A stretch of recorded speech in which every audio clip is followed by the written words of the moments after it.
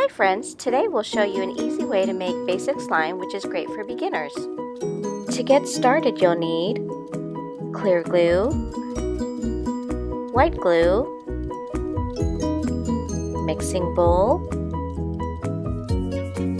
measuring cup and borax, and a stirring tool. Measure 10 milliliters of white glue and pour it into the mixing bowl.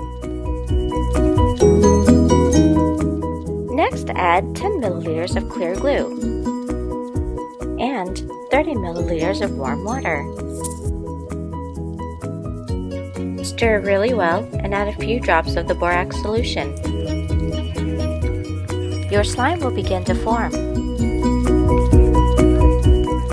If too sticky, add a few more drops of the borax solution until you get the consistency you like.